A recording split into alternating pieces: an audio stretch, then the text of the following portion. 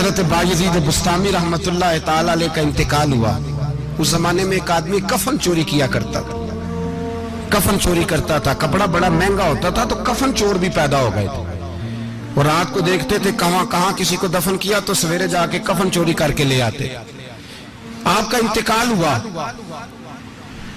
تو ایک کفن چور آدمی وہ کہتے ہیں میں جنازے میں گیا لیکن میں نے کہا یہ اللہ کے ولی ہیں, ان کی طرف مجھے نہیں دیکھنا چاہیے. اگلے دن میں دوبارہ گیا, ایک کفن چوری کرنے تو میری ہمت نہ ہوئی. تیسرے دن پھر گیا تو ہمت نہ ہوئی.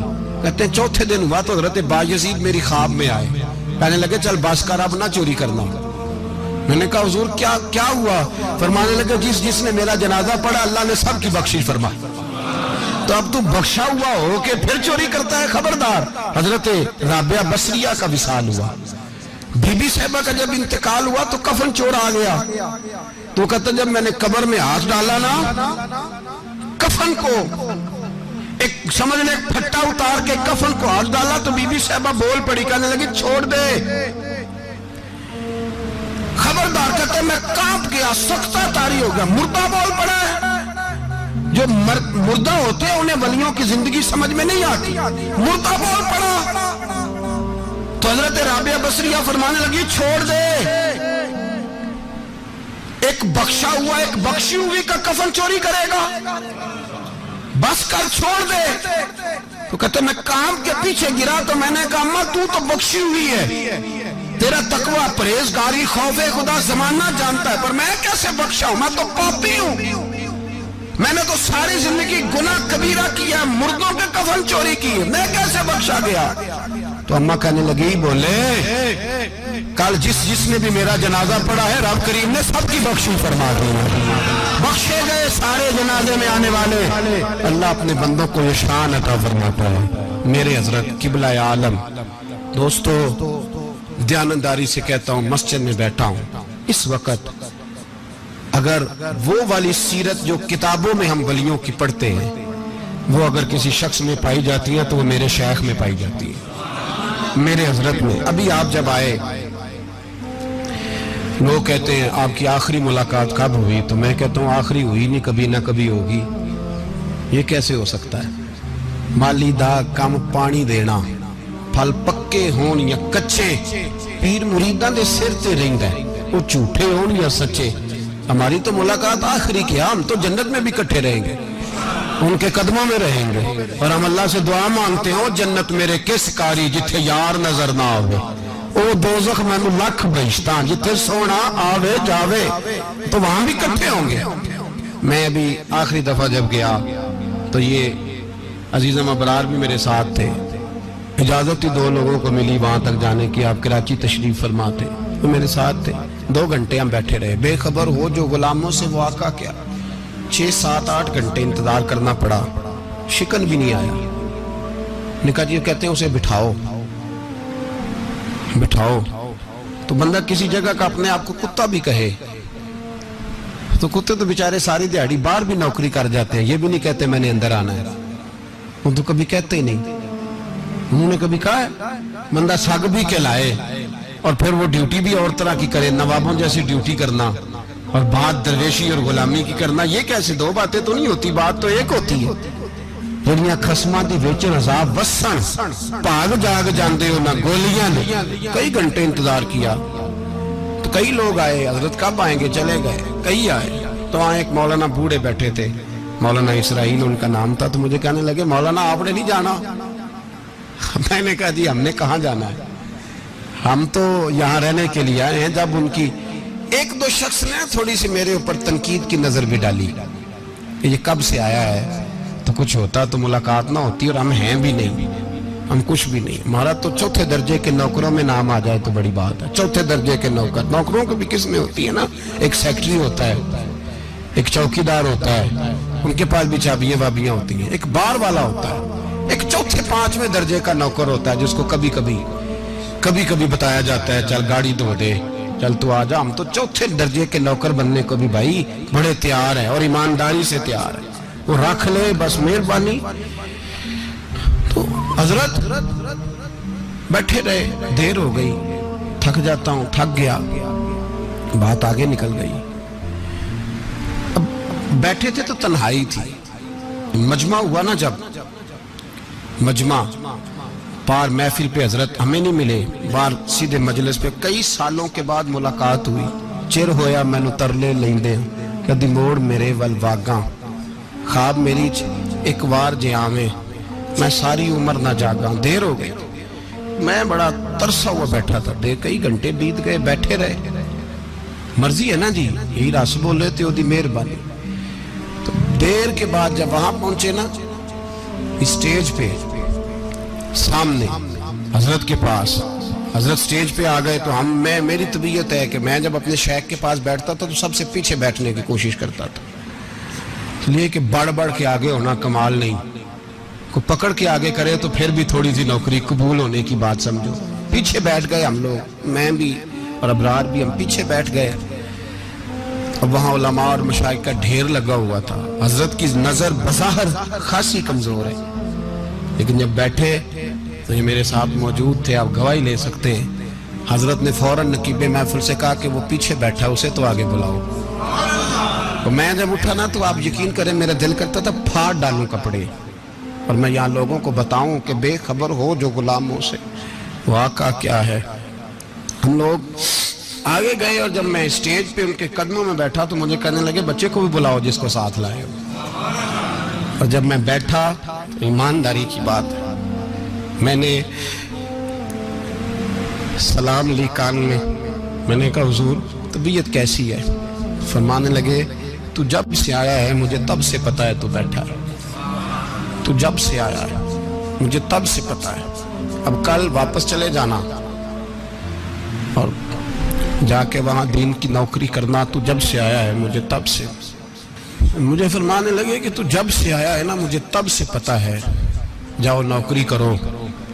और एक जुमला कभी नहीं भूलता, फरमाने लगे मैं तो तुम्हारे साथ ही होता हूँ। बस बात खत्म हो गई, मामलात हल हो गए। बातें बड़ी हैं, जो करूँ तो क्या करूँ, कहो तो राज़े हयात कह दूँ, हकीकत कायनात कह दूँ, वो बात कह दूँ जो पत्थरों के दिलों को भी पाश पाश कर दे। मुझे एक शख्स कहने लगा हर स्टेज पे छाए हुए नजर आते हो।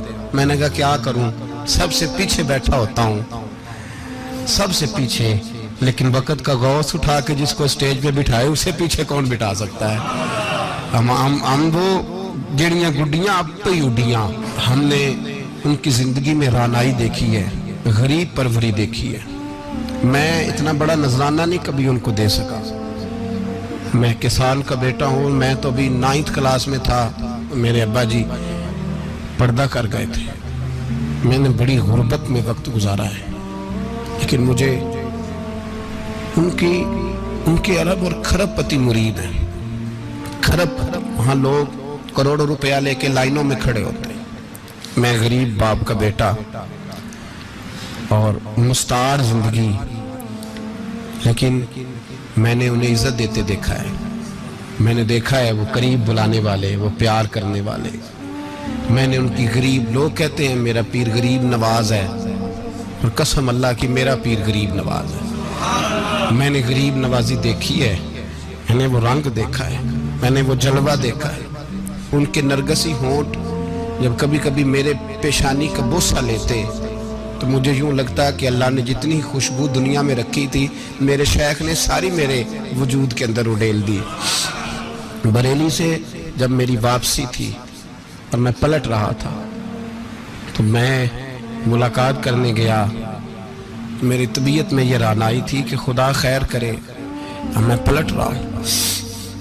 मैं मुलाकात करके जब वापस बाहर आ गया, मेरे साथ एक शख्स था तो मुझे फिर बुलाया, और जब मैं दोबारा अंदर गया तो मुझे अपनी जेब से कुछ रुपए निकाल के दिए।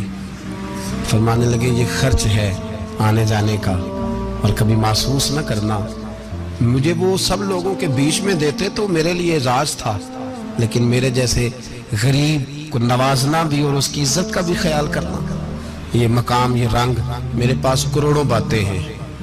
बल्कि मैं साफ कहूँगा कि उन्हीं की महफिल संवारता हूँ। चिराग मेरा है रात उनकी, मैं उन्हीं के मतलब की कह रहा हूँ। जुबान मेरी है बात उनकी। लोग अपने अब्बे की गद्दी पे बैठ के बड़े लोग होते हैं, लेकिन मैंने बताया कि मेरे अब्बा जी किसान थे, किसी बड़ी गद्दी से ताल्लुक नहीं, मैं किसी जमात में कभी नहीं गया, कोई सहारा नहीं लिया। मस्जिद भी वो है जहां जब मैं आया था तो 3 लोग नमाज के लिए होते थे, तो कभी तीसरा ढूंढना पड़ता था। जो जितने जलवे, जितनी रानाइयाँ, जितना हुस्न, जितनी ताजगियाँ, और मेरे अजीजों के चेहरों पर ये जो नूरानियत का हुस्न आपको नजर आता है ना, ये मेरे हजरत की होंठ से निकली हुई सिर्फ एक दुआ का सदका है, सिर्फ एक दुआ का सदका है, सिर्फ एक दुआ का सदका। तो भाई वो कभी कभी ये शेर पढ़ते हैं ना मेरे अजीज, तो वो मेरे लिए पढ़ते हैं, मेरे लिए शेर पढ़ते हैं कि जेकर साईं वसाउन कुछ अजियां नू फिर केड़ा माई दा लाल उजाड़ सकदा है। जेकर साईं वसाउन कुछ अजियां फिर केड़ा माई दा लाल। ताकत है किसी की, हमारे सामने भी कोई खड़ा हो सकता है, कोई बातल कोई हमारे सामने भी खड़ा हो सकता है। आप यकीन करें, जितना दम खम अल्लाह ने मेरे शेख की वजह से हमारे सीने में रखा है, जहाँ हम होते हैं वहाँ हम ही होते हैं। मैं कोई सहारा नहीं लिया जिंदगी में, किसी का नाम लेके अपने आप को ऊंचा नहीं किया। बस ये तेरी नजर का कमाल है और मेरी जिंदगी का सवाल है। और उस नजर पे मैंने कहा, मरेंगे तो कफन पे भी नाम लिखाएंगे, और मरेंगे तो कब्र पे कतबा भी तेरे नाम का लिखाएंगे, और यही जलवे लेकर के इंशाल्लाह जाएंगे, इसी नाम से पहचाने जाएंगे, और इंशाल्लाह वहां भी गुलामों का रंग निराला ही होगा। बातें हो ही नहीं सकी, भी तो एक पहलू खुला है, अभी तो दफ्तर पीछे पड़े। इंशाल्लाह फिर एक नशिस्त रखूंगा, उनकी बातें फिर छेड़ूंगा, और ये बातें होती रहेंगी इंशाल्लाह ताला। मुझे लोग पूछते हैं, हर तकरीर में कहते हो मेरे हजरत फरमाते हैं, तो मैंने कहा क्या करूं, मैं तो फरमाता ही नहीं। आप यकीन करें, तैयारी कोई करता हूं, जुम्मे में तकरीर कोई और हो जाती है, वहां कुछ और, किताबें कुछ और देख के आता हूँ, यहाँ कुछ और हो जाती है, फिर समझ आती है कि तू बोलने वाला है ही नहीं, कोई और है जो तुझे सबक पढ़ाता है, जो तुझे कहता है इस तरह करके बात कर, इस तरह करके। एक शख्स मुझे नार्वे से रात फोन कर रहा था, कहने लगा हजरत साहब आपकी बातें मेरे सीधे दिल में लगती हैं, और यहाँ बैठ के सही हो गया हूँ, फेसबुक पे सुन के वजह क्या है। मैं कहते मैंने भी नहीं ना पता, मुझे पता हो तो मैं बता ना दूं, ये मुझे नहीं पता भाई, मुझे क्या खबर कहाँ ये मस्जिद जो कहाँ दुनिया से भी दूर है, और कहाँ नार्वे, और कहाँ लंदन, और कहाँ सारा जमाना, और कहाँ ये दुनिया, हमें नहीं पता। बस इतनी बात है कि माली दा कम पानी देना, फल कच्चे होन या पक्के, तो पीर मुरीदां दे सिर ते ही रहिंदा है, झूठे होन या सच्चे, ये पक्की बात है, ये कन्फर्म बात है। और मुझे तो कभी कभी लगता है वो सिर्फ मेरा ही ख्याल नहीं रखते, जो मुझ फकीर से जो वाबस्ता है उनका भी बड़ा ख्याल रखते हैं। कई दफा मुझे अपने कई अकीदतमंद और मुरीदों के पीछे उनके जलवे नजर आते हैं, मुझे ऐसे लगता है जैसे छा गई है इन पर मेरे हजरत की नूरानियत, मुझे रंग नजर आता है अपने दरवेशों में उनके हुस्न का। बस दुआ करे ता अबद आस्ताना यार रहे, वो आसरा है गरीबों का, वो बरकरार रहे, वो आसरा है गरीबों का, वो बरकरार रहे। आखिर दावा यान अल्हम्दुलिल्लाह। यार को हमने जा बजा देखा, यार को हमने जा बजा देखा, कभी जाहिर कभी छुपा देखा, कभी जाहिर कभी छुपा देखा,